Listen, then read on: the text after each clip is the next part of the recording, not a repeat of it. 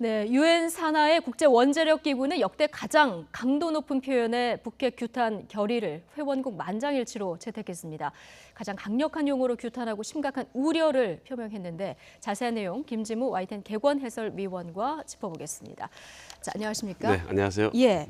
자, 168개 회원국이 만장일치로 북한의 핵 포기를 강력 촉구를 했는데 이번에 주목할 만한 건 어떤 게 있을까요? 예, IAEA 이제 국제 원자력 기구는 사실상 뭐 국제사회의 핵 발전이라든가 핵 개발 이것을 통제하는 주체입니다, 사실은. 네. 그러니까 거기다 좀 포커스를 맞춰둘 필요가 있는데 IAEA에서의 어떤 168개국이면은 전 세계 거의 대부분의 국가가 모였다고 봐야 되거든요. 그러니까 여기서 북한 핵의 위험성을 좀 더 경각심을 높이고 또 이 효과가 결국 국제사회로부터 북한이 더욱더 고립되는 효과가 있겠죠. 그런데 IAEA의 특성상 지금 북한이 핵을 개발하는데 필요한 어떤 기술, 원자재, 부품 이런 것들이 국제사회로부터 흘러들어가고 있거든요. 그러니까요. 예, 계속 그러니까 나오고 있죠. 아마 이런 것들이 북핵 위험성을 강조하면서 IAEA에서 국제사회가 북한에다 그런 걸 주지 마라. 경고도 하고요. 경고를 하면서 북한의 핵 개발에 통제를 하기 위한 네. 제동을 걸기 위한 어떤 그런 것을 보고 싶습니다. 네. 하지만 이제 최근에 북한의 행태를 보면은 규탄만으로 꿈쩍이나 할까 좀 이런 생각이 들지 않았습니까? 최근에 미국 의회가 북한을 국제금융거래에서 이제 사실상 퇴출시키는 이런 초강경 법안을 내놨는데요. 이건 좀 북한이 아플만 하다고 보십니까? 그렇죠. 상당히 아프겠죠. 이건 뭐 이렇게 매우 중요하다고 봅니다. 만약에 그게 이제 국제은행 간 통신협회라는 게 우리 모든 외국과의 어떤 금융 거래는 전부 여길 통하게 돼 있습니다. 전부. 뭐 100% 여길 통하게 돼 있는데 만약에 그걸 통하지 못한다면은 북한은 현금을 싸들고 돌아다녀야 되겠죠. 지금도 많이 현금을 싸들고 돌아다니고 있는데 어쨌든 근데 아마 중국과 러시아가 미국의 이런 제안에 대해서 아마 뭐 찬성하긴 않겠죠. 그러니까 그렇기 때문에 북한이 거의 대부분의 금융 거래가 중국 기업과 있기 때문에 사실상 효과가 뭐 아주 크다 그렇게 보기는 어렵지만 어쨌든 북한의 어떤 대외 무역이 상당히 위축되는 효과를 볼 수 있겠죠. 어쨌든 중국이 또 관건이겠네요. 그러면. 그렇죠. 뭐 이제 그 북한의 공식 무역의 90% 이상이 대중국 무역입니다. 그렇죠. 그러니까 그 금융 거래도 역시 마찬가지로 북중 간에 일어나는 거래고요. 그렇게 볼 수 있죠. 그렇군요. 자, 북한은 국제사회 압박에도 불구하고 대형 잠수함을 지금 만들려고 한다. 이런 움직임이 포착됐다는 보도가 또 있었는데요. 기존에 있었던 고래급보다 더 크다면서요. 이건 뭐 우리 얘기는 됐던 겁니다. 왜냐하면 지난 9월 달에 그 SLBM 마지막 8월 달에요. SLBM 쏘고 나서 김정은이 이만건 군수담당 비서한테 지시를 했죠. 2018년 9월 9일까지 더 큰 잠수함을 만들어라. 이제 더 큰 잠수함이라는 거는 이제 실행에 옮겨진 거고. 그렇죠. 보이고요. 김정은의 지시니까 뭐 당연히 그러니까 지금 2년 동안 만들어라 그러니까 아마 북한이 굉장히 서두르고 있는 그런 모습이 포착된 것 같아요. 서두르고 있는 것으로 보인다. 그렇죠. 김정은의 지시가 있었기 때문에. 그러니까 그동안 올해 금년도에 김정은이가 뭐 핵을 탑재할 수 있는 모든 미사일을 발사해라, 핵탄두 폭파 시험해라. 그러니까 막 계속해서 뭐 한 3주 간격으로 미사일을 쏘아대고 했지 않습니까? 이것도 아마 그 속도전이 벌어지고 있다 이렇게 추측이 되는데요. 더 큰 잠수함이라는 건 결국 2,000톤급 고래급은 그러니까 SLBM 발사관이 한 개밖에 없습니다. 한 개 땅 쏘면 그걸로 끝이거든요. 지금 더 커진 거는 더 커진 거는 적어도 3개. 뭐 개. 지금 국제사회에서 갖고 있는 중국이 갖고 있는 제일 작은 게 6,500톤급의 발사관이 12개 들어가 있는 거였습니다. 근데 아마 몇 개가 되려는지는 지금 아직 잘 모르겠죠.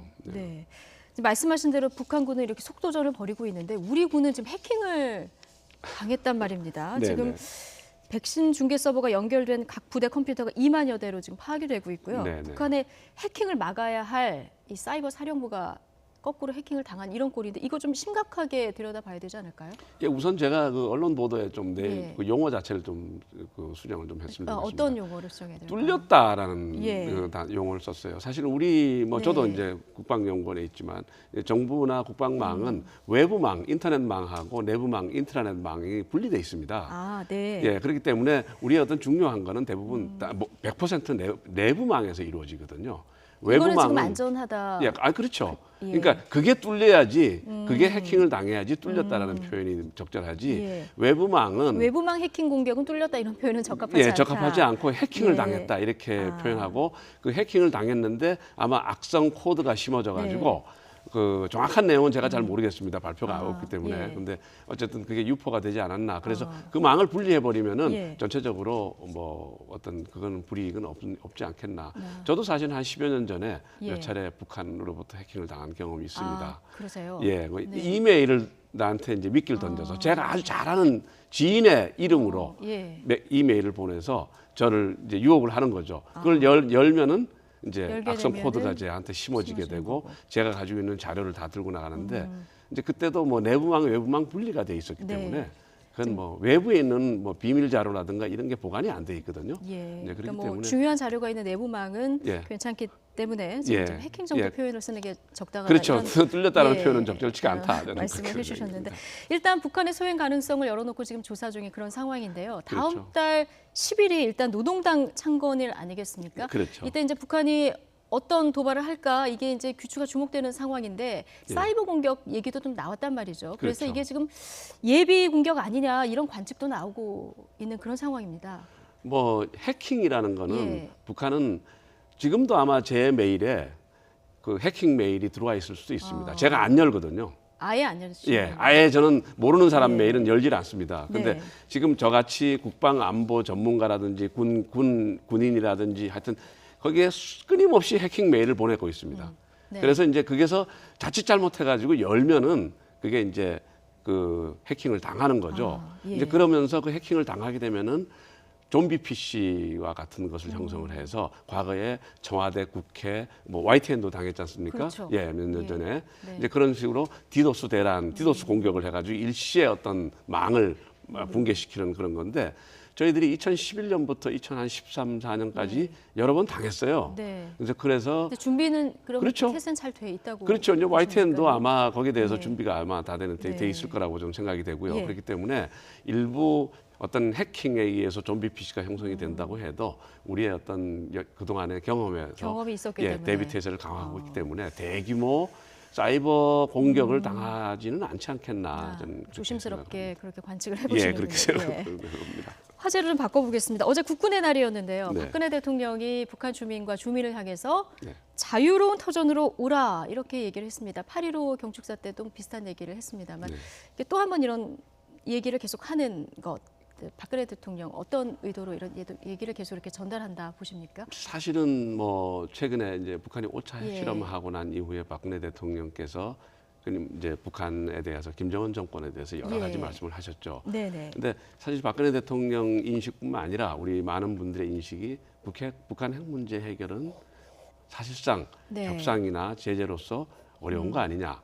근본적인 문제 해결이 필요한 거 아니냐. 이제 근본적인 문제 해결이라는 건 결국 김정은 정권에 대한 어떤 붕괴라든지 예. 그 리즘 체인지에 대한 겁니다. 예예. 근데 박근혜 대통령 인식도 아마 그와 비슷한 것 같아요. 여러 번 그 언급을 하신 걸 봐서는. 예. 근데 그렇다면은 결국 민간을 그러니까 주민과 정권을 당국과 예, 이렇게 분리해서. 분리해서 예.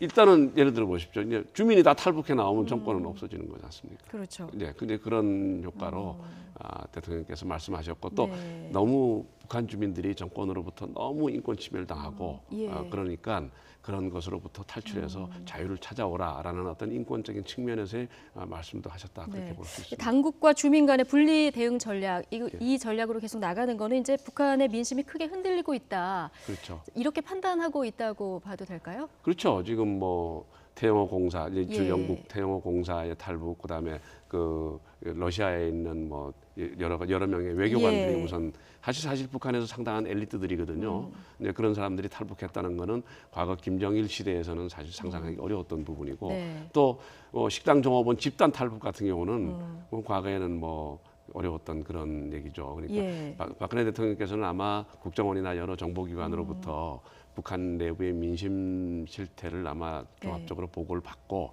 아마 그런 그 정보의 바탕을 두고 아마 말씀하신 것이 아니겠느냐 그렇게 예. 생각이 됩니다. 지금 뭐 탈북하는 층이 굉장히 말씀하신 대로 다양해졌어요. 그렇죠. 그래서 예. 지금 북한의 수화 경제가 제3국으로 갔다가 또 한국으로 오지 않았습니까? 그렇죠. 18세인데 미리부터 준비를 했다. 예. 이런 얘기들이 좀 나오고 있는 것 같습니다. 여기에 제가 두 가지 요인을 예. 이제 영향을 미쳤다고 보는데요. 하나는 강원도 사람이다. 강원도 사람이다. 두 번째는 아버지가 교사다. 수학교사로 알려져 있죠. 선생님이다 이런 거죠. 근데 강원도는 사실상 텔레비만 있으면은 남한 TV를 언제든지 시청할 수가 있습니다. 그렇군요. 가깝기 때문에 그래서 그 남한의 실상을 잘 알고 있었고 그리고 북한에서 교사라는 직업은 엘리트입니다. 그리고 그 사회 지도층 인사입니다. 그래서 대외적으로 많은 그 지식을 알고 자기 스스로 판단할 수 있는 능력이 있는 분이다. 저는 그렇게 생각을 했고요. 이런 엘리트층이 탈북하는 거, 그럼 북한의 어떤 정말 심각한 변화가 감지된다 이렇게 볼 수 있을까요? 그렇죠. 특히 이제 뭐 태영호 공사나 이번 같은 경우는 교육 문제 때문에 넘어온 거잖아요. 그 교육 문제가 사실 가장 근본적이죠. 나는 지금 이렇게 살고 있지만 내 자식들한테는 이런 삶을 물려주지 않겠다라는 생각이지 않습니까? 이게 얼마나 중요한 밑에서부터의 생각입니까? 변화. 그렇죠. 수화경제 부친 북한의 교사라고 지금 말씀을 하셨잖아요. 근데 이게 처벌을 그러면 불사하고 아들을 보냈다 이렇게 봐야 되는 겁니까? 그렇죠. 뭐 자기는 처벌받을 각오를 했겠죠. 어차피 이제 강원도에서의 선생님을 한다면 생활이 아주 열악할 겁니다. 강원도에 그 논밭도 많지 않고 그렇기 때문에 생활이 아주 열악한 상태에 있을 거라고 생각이 되는데요. 탈북을 하게 되면은 뭐 탈북을 하거나 아니면 정치적으로 범죄를 정치범 교화소를 가게 되면은 적어도 사촌에 8촌까지도 가는 경우가 있습니다. 사촌에 8촌까지요? 그러니까 이 연좌제가 이 정치범 수용소에 갇혀 있는 사람들의 약 한 30%가 자기하고는 아무 관계없는 연좌제에 의해서 자기 친척이 그 관련이 돼서 들어와 있는 사람들이다. 이런 조사 결과가 있습니다. 그러니까 아들이 탈북을 했지만 아버지는 당연히 아마 노동수용소로 끌려가서 아마 거기서 생을 마감할 가능성이 높죠. 그렇군요. 지금 탈북자들이 늘어나다 보니까 북한이 정치범 수용소를 확장하고 있다. 이런 보도까지 나오더라고요.